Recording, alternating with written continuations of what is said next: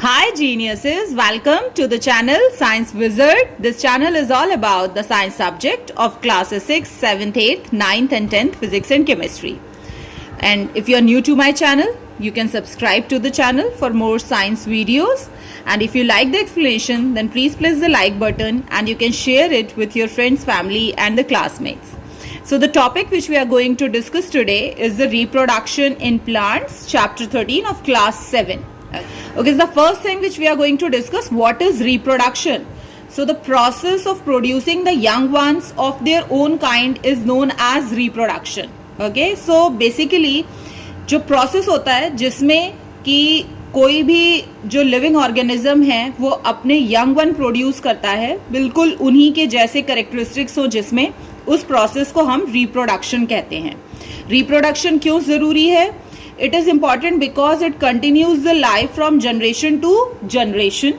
So life continue रहती है और life के continue रहने की क्या ज़रूरत है? अगर हम बात करें तो all of you know that every organism has the some or other function on this planet Earth. Okay, जैसे omnivorous हैं उनका अपना अलग function है, carnivorous अलग function है, herbivorous have a different function, plants have a different functions. So basically all these are maintaining the balance in our nature. और अगर इनमें से एक भी गायब हो जाए तो आपके नेचर में बैलेंस नहीं रह पाए. सो अगर सारे प्लांट्स गायब हो जाएं इस अर्थ से तो क्या लाइफ पॉसिबल होगी? नहीं. सिमिलरली मान लीजिए अगर हर्बीवोरस सारे गायब हो जाएं बीच में से, ओके, सो क्या कार्निवोरस जिंदा रह सकते हैं? नो. सो इसका मतलब क्या है कि each and every living organism has some or other kind of function to perform. और ये क्यों ज़रूरी है? To maintain the balance in our ecosystem. So reproduction बहुत ज़रूरी है ताकि हर kind of species जो हैं वो reproduce होते रहें और उनकी generation जो है वो continue होती रहे. So this is the basic function of the reproduction. So you have already learned in the 6th class that the reproductive part of the plant is flower है. सो बेसिकली जो फ्लावर होता है वो फ्रूट्स में change होता है पहले, okay, और फिर फ्रूट्स में सीड्स होते हैं और उन्हीं सीड्स की मदद से हम नए प्लांट्स को ग्रो करते हैं. And that's why the flower are known as the reproductive part of the plant. So जो other parts of the plants होते हैं लाइक रूट, स्टेम्स और leaves, they are known as the vegetative part of the plant. Okay, so जो नए plants हैं वो other than flower जो कि रिप्रोडक्टिव पार्ट होता है प्लांट का, उसके अलावा भी दूसरे पार्ट से ग्रो हो सकते हैं. जैसे जो बल्ब्स हैं, लीव्स होते हैं, ट्यूबर्स होते हैं, यीस्ट में बड्स होते हैं, वो ग्रो होते हैं out of the body of parent organism. ठीक है, तो जो भी पेरेंट ऑर्गेनिज्म है उसकी बॉडी से बल्ब के थ्रू, लीव्स के थ्रू, ट्यूबर्स के थ्रू, बड्स के थ्रू जो नए ऑफ स्प्रिंग्स हैं, जो यंग वंस हैं प्लांट्स के, दे कैन बी ग्रोन. सो इस बेसिस पे अगर हम रिप्रोडक्शन को क्लासिफाई करें तो you can classify them as a asexual and the sexual reproduction. So if we talk about the asexual reproduction, so in the asexual reproduction only one parent is needed for growing of the offsprings and they are the exact copy of the parents. So पहली चीज asexual में याद रखनी है कि इसके लिए सिर्फ एक ही पेरेंट की जरूरत होती है और दूसरी चीज जो offspring, जो young one उनके reproduce होते हैं वो बिल्कुल एग्जैक्ट कॉपी होते हैं पेरेंट की.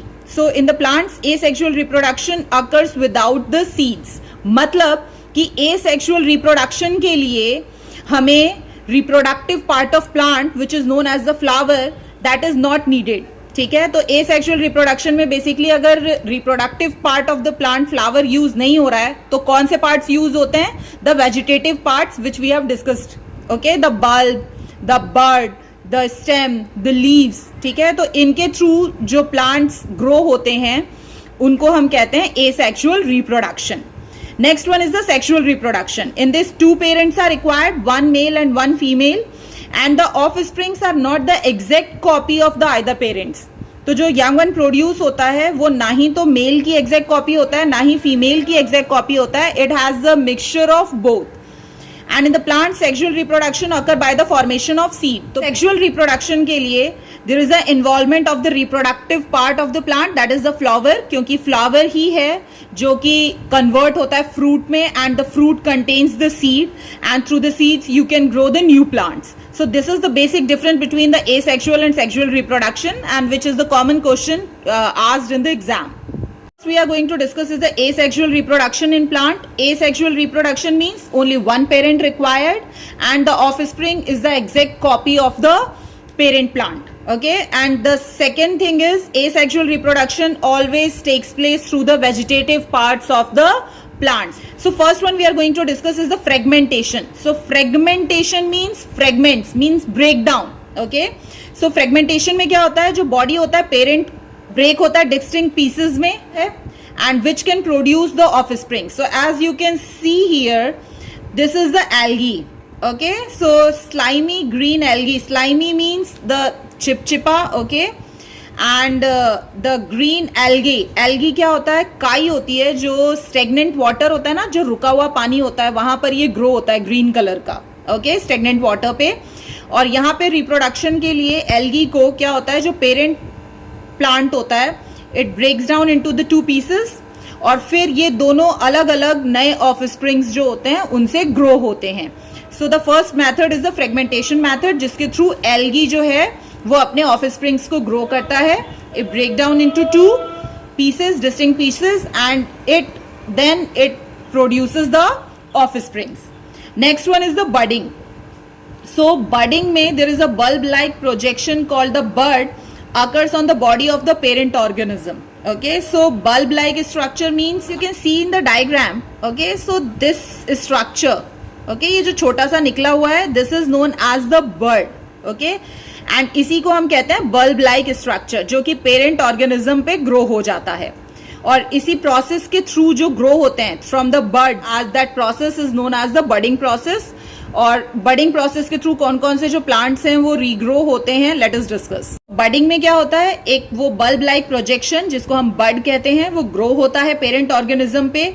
और ये बड जो होता है वो ग्रो होता है यंग वंस में, और जब वो पूरा डेवलप हो जाता है अच्छे से, फिर वो इवेंचुअली ब्रेक हो जाता है फ्रॉम द पेरेंट्स. और ये जो बडिंग प्रोसेस है ये कहाँ टेक्स प्लेस करता है, यीस्ट में. ठीक है, तो यीस्ट जो होते हैं बेसिकली वो रिप्रोड्यूस करते हैं बडिंग के द्वारा. कैसे होता है इसमें, यीस्ट में, क्योंकि every cell has the cytoplasm in it. Okay, तो यीस्ट में साइटोप्लाज्म जो होता है वो एक जगह इकट्ठा हो जाता है थोड़ा सा, और जिस एंड पे वो साइटोप्लाज्म एक्यूमुलेट होता है, इकट्ठा होता है, ठीक है, वहां पर बड फॉर्म हो जाता है. और फिर वहां पे जो न्यूक्लियस है वो डिवाइड होता है इनटू 2. एक तो पेरेंट प्लांट में रहता है, और एक जो वो बड फॉर्म हुआ है ना उसमें एंटर कर जाता है. और फिर वो बड जो है वो इवेंचुअली ग्रो होता है, और ग्रो होने के बाद फिर वो डिटैच हो जाता है from the parent plant to form a new cell. और ये जो प्रोसेस है ये चलता रहता है जब तक कि large number of yeast cells जो हैं वो प्रोड्यूस नहीं हो जाते इन द शॉर्ट टाइम. और ये शॉर्ट टाइम में कैसे पॉसिबल है, अगर जो यीस्ट है, ठीक है, उसको न्यूट्रिशन का सप्लाई होता रहे. क्योंकि आपने देखा हुआ है कि किसी भी बच्चे को अगर ग्रो करना है तो जो भी पेरेंट प्लांट है वो न्यूट्रिशन उसी से सक करता है इन ऑर्डर टू ग्रो. और जब तक वो प्रॉपर ग्रो नहीं होगा वो अपने पेरेंट से सेपरेट नहीं होगा. सो अगर न्यूट्रिशन का सप्लाई इनफ होगा तो जो बड फॉर्मेशन है वो फास्ट होगा, करेगा, और वो फास्ट ग्रो होगा, एंड फास्ट यीस्ट सेल्स जो हैं वो मल्टीप्लाई होते जाएंगे. As you can see, suppose this is the parent plant. Okay, so अगर ये पेरेंट प्लांट है तो इसमें सबसे पहले क्या होता है कि जो आपका जो साइटोप्लाज्म है इन द यीस्ट सेल वो एक जगह इकट्ठा होता है. जहां पे वो इकट्ठा होता है वहां पे बड फॉर्मेशन हो जाता है. और जैसे ही वहां पे बड फॉर्मेशन होता है तो वहां पर जो न्यूक्लियस है उसका, दैट ब्रेक्स डाउन इनटू 2. एक यहाँ रहता है, एक बड में चला जाता है, और फिर बड इवेंचुअली ग्रो होता रहता है by taking the nutrition from the parent plant. और जब वो ग्रो हो जाता है then it get detach from the parent plant. And like this, the chain of the yeast cells keep growing. Okay, so the yeast जो होता है वो reproduce करता है by the process of budding, और algae जो होता है वो reproduce करता है by the process of fragmentation. Similarly, in the corals and the sponges, ठीक है, ये प्लांट्स ही होते हैं बेसिकली, जो कि अंडर वाटर ग्रो करते हैं ज्यादातर, ठीक है। जो बर्ड्स होते हैं, हमने यीस्ट में क्या देखा कि जो बर्ड्स हैं वो निकलते हैं और फिर वो न्यूट्रिशन लेके ग्रो होते हैं, और जब वो ग्रो हो जाते हैं तो वो डिटैच हो जाते हैं from the parent organism. But corals और स्पंजेस में क्या होता है, जो बर्ड्स हैं वो सेपरेट नहीं होते हैं फ्रॉम द पेरेंट ऑर्गेनिज्म, वो पेरेंट ऑर्गेनिज्म में ही अटैच रहते हैं, और उसके कारण वहां पर वो एक साथ बहुत, क्योंकि पेरेंट ऑर्गेनिज्म से ही अटैच्ड हैं, तो एक साथ बहुत सारे फॉर्म हो जाते हैं, रिप्रोड्यूस हो जाते हैं। They grow full in size and reproduce again and again and they produce a colony. Colony means कि बहुत सारे एक साथ ही इकट्ठे रहते हैं। ओके, सो कोरल और स्पंजेस में बर्ड सेपरेट नहीं होते हैं, वो पेरेंट ऑर्गेनिज्म से ही अटैच होते हैं और वहीं पर वो ग्रो होते जाते हैं और रिप्रोड्यूस करते जाते हैं, and that's why they make a colony. Next one is the spore formation. अगर स्पोर फॉर्मेशन की बात करें तो स्पोर फॉर्मेशन के थ्रू जो प्लांट्स रिप्रोड्यूस करते हैं वो होते हैं जो ब्रेड मोल्ड्स होते हैं, ओके, जो मोजेस होते हैं, फर्न्स होते हैं, they reproduce through the spore formation.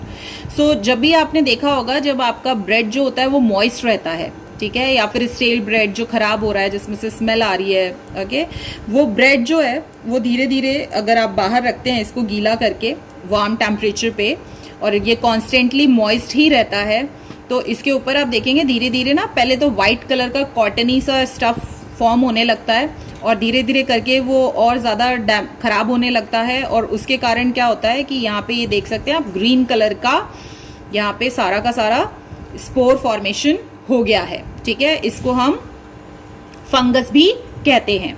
अब जनरली यहाँ पे आप देखेंगे इसका माइक्रोस्कोपिक वर्जन, तो ऑलरेडी स्पोर्स जो होते हैं वो एयर में होते हैं। स्पोर्स कहाँ होते हैं, बेसिकली स्पोर्स जो होते हैं वो स्पोरेंजियम के अंदर होते हैं, ठीक है, और स्पोरेंजियम है that is connected to this thread like structure that is known as the hyphae, and you can see it in the microscopic version of this bread mould. So ये स्पोर्स जो होते हैं they are suspended in the air, and as and when they get the moist bread, okay, और moist surface, तो वो वहां settle हो जाते हैं, और फिर वहां सेटल होने के बाद they start regrowing themselves from there. So that's why it is known as the reproduction, and by this process basically moses, ferns and bread molds are developed. Now the next we are going to discuss is the vegetative reproduction. We have already discussed the asexual and sexual reproduction, and in the asexual reproduction we have discussed only the one parent is involved in this asexual reproduction, and basically the asexual reproduction occurs through the vegetative part of the plants. So basically हम जो vegetative reproduction में पढ़ने वाले हैं वो है ये सारा का सारा हम एसेक्सुअल रिप्रोडक्शन डिस्कस कर रहे हैं in the plants, okay. So जब नए प्लांट्स प्रोड्यूस होते हैं from the vegetative part of the mother plant like root, stems, leave, without the help of any reproductive organ means the flower वाला part of the plant, okay, that is known as the vegetative reproduction, और इसके through बहुत सारे plants grow होते हैं। We are going to discuss them one by one. So the first we are going to discuss is the potatoes, ठीक है, potatoes कैसे grow होते हैं। सो जो पोटैटोज होते हैं वो रिप्रोड्यूस करते हैं through the stem tuber, okay. So ये स्टेम ट्यूबर क्यों कहलाते हैं, what is the stem tuber? Stem tuber is the swollen part of the stem that stores the food underground. So आपने ये देखा होगा कि जो आलू होता है जनरली वो जमीन के नीचे से निकाला जाता है। As you can see this is the potato, और ये एक अंडरग्राउंड स्टेम होता है, ठीक है। अब ये अंडरग्राउंड मॉडिफाइड स्टेम क्यों कहते हैं इसको? स्टेम का क्या फंक्शन होता है? स्टेम का फंक्शन होता है to store the food in it, okay. So basically जो आलू है उसी में फूड स्टोर होता है, and that's why it is known as the underground modified stem, okay. यहाँ पर आप देखेंगे तो यहाँ पर आपको देखेंगे छोटे छोटे से ना ये होल्स जैसे दिख रहे हैं, और इसमें ये कुछ येलो येलो से पार्ट्स आपको दिख रहे हैं, ठीक है। सो बेसिकली ये जो होल्स होते हैं इनको हम कहते हैं eye of the potatoes. They are known, बहुत एक पोटैटो में बहुत सारे मिल जाएंगे, ठीक है। They are known as the eye of the potato, और इसी आई पर there is the development of this bud which is, ये दिख रहा है आपको छोटा छोटा ग्रो होता हुआ, ये और बड़ा हो जाएगा, ओके। ये बर्ड डेवलप हो रहा है इस पे, एंड थ्रू दिस बर्ड जब आप इसको इस आलू को हम कट करते हैं बेसिकली, और जो भी हम पार्ट इसका सॉइल में डाल रहे हैं उसमें ये बड वाला पोर्शन होना चाहिए, क्योंकि आलू यहीं से ग्रो होता है, ठीक है।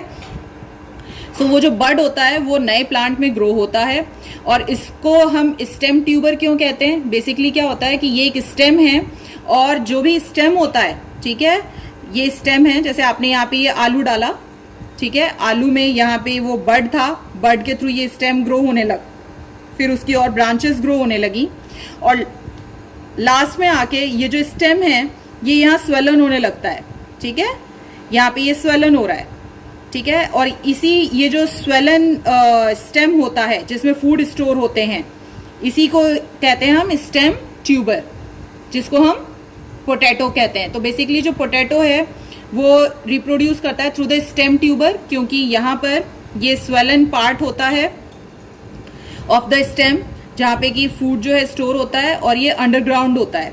Okay, so this is how the potato reproduce, okay, through the stem tuber. And in the same way जो आपके अनियंस होते हैं, जिंजर होते हैं, they also reproduce. So similarly जो अंडरग्राउंड स्टेम होता है जिंजर में, ये जो जिंजर आपको दिख रहा है, ठीक है, ये जिंजर जो है, इस जिंजर को ही कहते हैं अंडरग्राउंड स्टेम।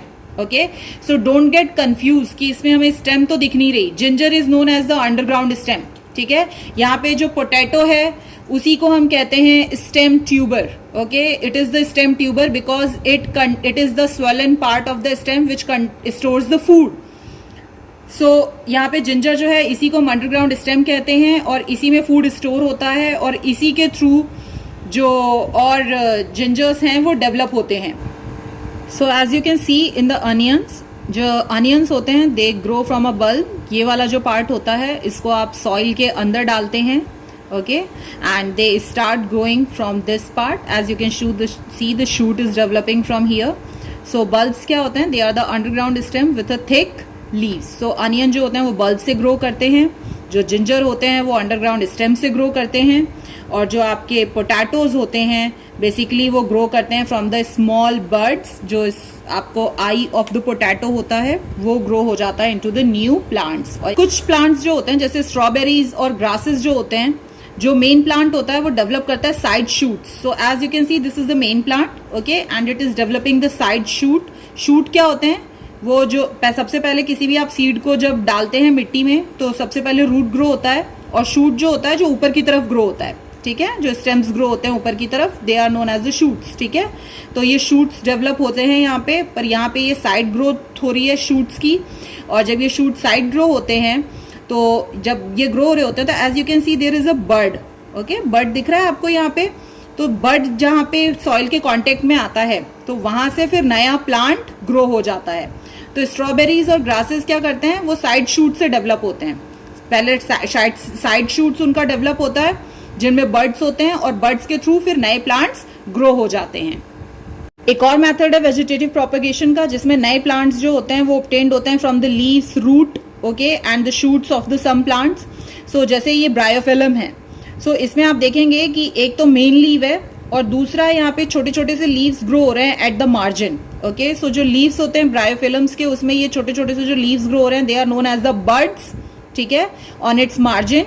और यही बर्ड्स जो होते हैं वो गिव राइज करते हैं टू द न्यू प्लांट्स। तो या तो आप इन बर्ड्स को यहाँ से तोड़ के और मिट्टी में लगा सकते हैं, फिर वो नए ग्रो हो जाएंगे, या फिर ये बर्ड्स जब अपने आप ही फॉल आउट होते हैं इससे, और अगर मॉइस्ट सॉइल के ऊपर गिरे हैं तो वो अपने आप ही नए प्लांट्स में ग्रो हो जाते हैं।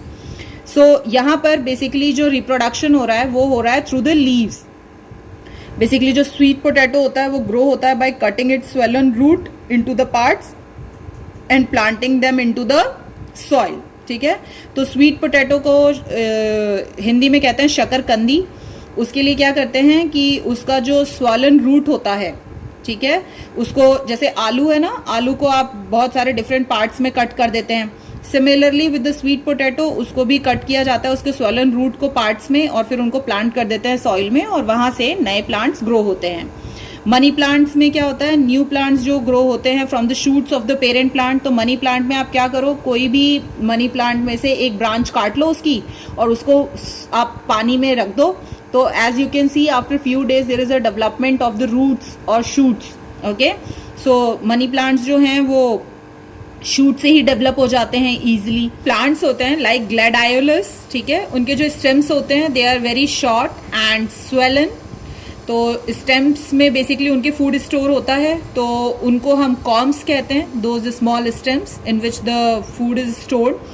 और आपको क्या करना है, उन स्टेम्स को सेपरेट करना है और उनको सेपरेट करके और you have to put it in the soil and फिर वहां से नए प्लांट्स जो हैं वो ग्रो हो जाते हैं। प्लांट्स जो ऐसे होते हैं जहां पर जो सेल्स होते हैं कुछ पर्टिकुलर टिश्यूज के वही डिवाइड होते हैं, तो इसका मतलब कि वहाँ उन प्लांट्स में हर जगह से ग्रोथ नहीं हो सकती, वो ग्रोथ सिर्फ वहीं से अकर करती है जहाँ पर कि वो टिश्यूज होते हैं जो कि डिवाइड हो सकते हैं। ओके और वो जो टिश्यूज डिवाइड हो सकते हैं they are called the meristematic tissues and the part of the plant that give rise to the new plant must contain the meristematic tissues because that tissues only can divide and give growth to the new plants.